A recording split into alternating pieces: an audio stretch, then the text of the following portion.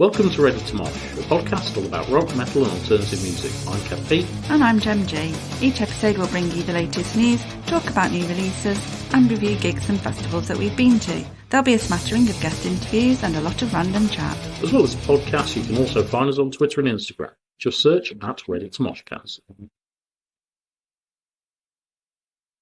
Hello and welcome to episode 54 of Ready to Mosh, and we have a special midweek mini mosh for you today as we have an album review to do. We have the new album from Syncolima called Wavelengths. Yeah, Syncolima are a three-piece from Nottinghamshire, and we've met Syncolima a couple of times, and they were our very first interview guests. Yeah, way back on episode 14 last July, so if you haven't yet listened to that, then do go back in time and listen to that.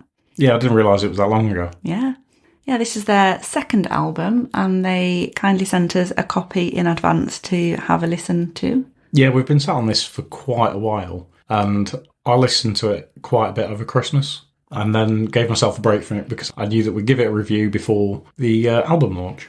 Which is tomorrow, the 14th of April. So let's go straight into it. Yep, so first up then we have track 1, which is Beautifully Unsaid. For me, this has got a killer intro. Yeah, I love the intro. I think it sets the album up so well. Yeah, it's really, really good. Great bass to it, great rasping vocals, and I don't think it is, but it could have been a single for me. Yeah, I think as well it's a really good follow-on from the first album. Yeah. I thought, taking all those vibes and just pumping them up a bit more. Yeah. And the riff in this actually reminded me a little bit of Iron Maiden. Okay. From that, but yeah, it's really energetic, got really good groove going on through it. And yeah, great opener. Track 2 is Riff. Yeah, this has got super fast tempo to it, some really cool riffs going through it. Yeah, I've got very similar, faster paced, kind of hints of doom metal through it, and a sermon, kind of like spoken piece running through it. Yeah, as well. I wrote preachy. I couldn't quite think of the right word for it, but yeah, a bit preachy. Preachy was actually one of the first things I thought Was about, it? but then I thought, what's it going to be? So yeah, it's like a sermon that kind of goes over it. Yeah, and spoken word section in the middle with a shout out to the homeland. Didn't expect that. No, I didn't expect that either. But yeah, I think that'll be really cool live, this one as well. It's got a nice catchy chorus. Yeah. Track 3 is Communicide. I got a few kind of Sabbath vibes coming from this one. It's slower, and I thought it got some kind of psychedelic 70s. Yeah, I wrote a grunge type opening, and it meets 70s stoner rock. Yeah, good description. Yeah, that kind of hit me straight away. And I think it's the most atmospheric one at this point. Yeah, I thought atmospheric as well. It reminded me a lot of Laguna from the first album. Yeah. The guitar going through it had those kind of hints coming off it, yeah. Yeah, it's actually one of my favourite tracks on the album list. It's me, actually. Oh, is it? Ah, okay. Yeah, it's got a little star on it, this one. Track 4 is New Beginnings. Thought this was a much angrier track. It's got really cool quick drums and angry snarls in the vocals. Yeah. And it's got the funniest ending I've heard in a long time. Yeah, I wasn't going to mention that till we got to the end of it, but yeah. Sorry. Yeah, it's an interesting end, this one. But prior to that, I thought, yeah, it's picking the pace back up again. It's quite gruff vocals. I thought it was a lot grittier and heavier, and it gets quite stompy towards the end. Yeah. Before that end moment that you'll need to listen to find out what we're talking about. You've got to listen to it to find out what we mean. Track 5 is title track, Wavelengths, and this one's slowing down again. I thought it had quite a dreamy intro. Yeah, I've got very similar. It feels a slower track, but it gives them an opportunity to kind of work the vocals and kind of show the skills that they've got at different tempos as well. Yeah, same pretty much. I thought softer vocals coming through, mix of tempos. It kind of kicks in heavy, then slows back down again. Yeah. It's got a lovely balance to kind of some of the other stuff on the album. Yeah, I think it's a good kind of halfway point through the album, and I just love the way it does change between paces. Yeah, and it was one of the singles as well, I believe. Track 6, Death of an Enemy. This is a faster start, and it's got a more intense sound, and that's kind of across everything. It's kind of like guitar, bass, drum, vocals. It just feels, I said that one of the other tracks was much more atmospheric. This just kind of like feels a high level of intensity, and it just kind of like, it just floods you. Yeah, I've got it. It's kind of gritty, dirgy. It's got some really fuzzy grooves going through it, and I love this kind of a swirling riff going from the intro, and it weaves in and out. Yeah. And I love the bass line in this one as well. Yeah, it's a really well put together album. So they definitely knew what they were doing with this one. Track 7, The Dregs.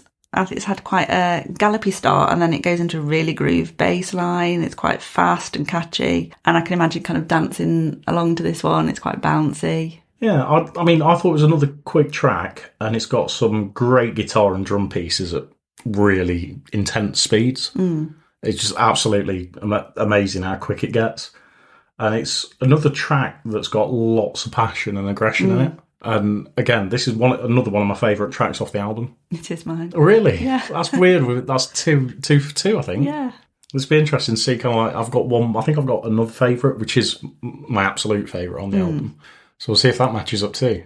Okay. Track 8, Down in the Muck Again, which sounds more of kind of like a fun 90s kind of sound to me. It's got a really catchy chorus in it. And again, I was talking about the kind of like the speed at which they can play stuff.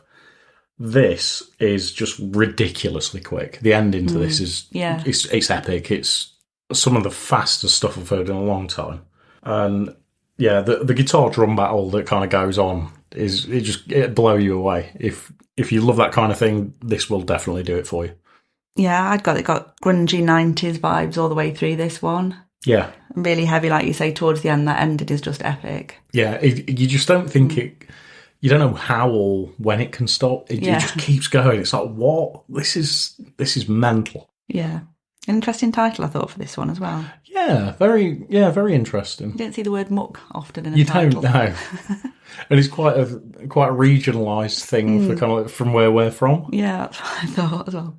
Track 9 is Dead and Gone. This is another fast one. I thought it was quite punky on the vocals because they're really fast through the verses. Yeah. Quite vicious and gnarly. And it's got some really awesome riffage going through this one again. Yeah, I've got really quick vocals, another great chorus, and really powerful guitar running through it. Yeah. It just works so well. And then track 10, Pound of Flesh. So this is kind of like a mix of stripped back pieces and a fatter sound as well. It's kind of got a very interesting kind of combination to it. And it's probably my favourite on the album. One of my favourites as well. It was similar the way it kind of builds and it's kind of melodic and heavy, similar to Wavelengths as well. Yes, yeah. Similar. So I thought it was quite interesting as well. Kind of the 5th song and the 10th song both had that kind of mix of tempo going through. Yeah, it's definitely got that. And yeah, that's what I was saying. It's, because parts of it do feel stripped back, and then you appreciate how good the fat sounds come through it. It's just it just works really, really well. It's an absolutely amazing track for me. And that's it. That's all 10 tracks. So overall, I think it's a really great album. I think it's got all those mixtures of styles in that we've mentioned throughout. It just shows their versatility, but it's got that underlying kind of signature sound throughout. Yeah, I absolutely back that, yeah. The Syncolima sound is kind of their own thing, and it doesn't feel like it's borrowed anything from anybody. It's like it's their baby. It's their original kind of idea, and there's a lot of new stuff you get now where you don't feel that, where you can obviously go, oh, this is just a copy of this, and this doesn't feel like anything else. No, for me, you can get hints of the influences that they spoke about when we interviewed them.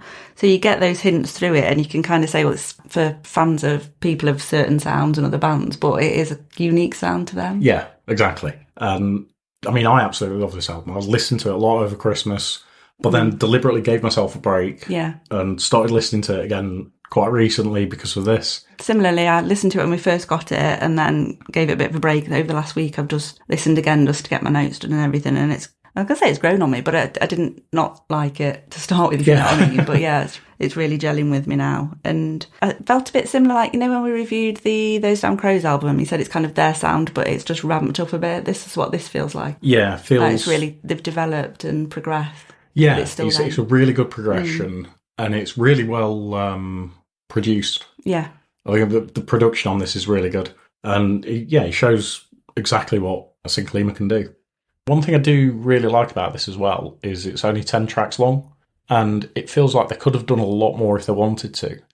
But at the same time, it just kind of leaves you wanting more, and you don't feel like there's just too much there. Yeah, I know what you mean, exactly. I think it's just the right amount of tracks. Yeah, it's just the right length. Yeah, and I'd rather have 10 awesome tracks rather than more tracks where some of it is filler, and there's definitely no filler on this one.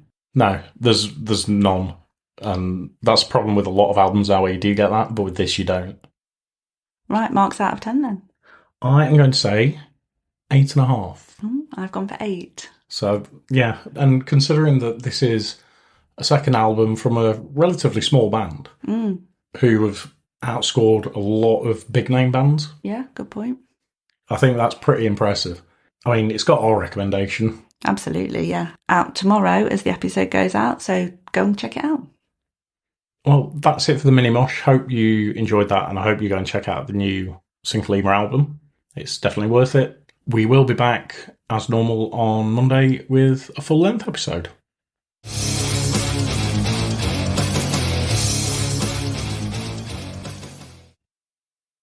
Make it stop, Moog.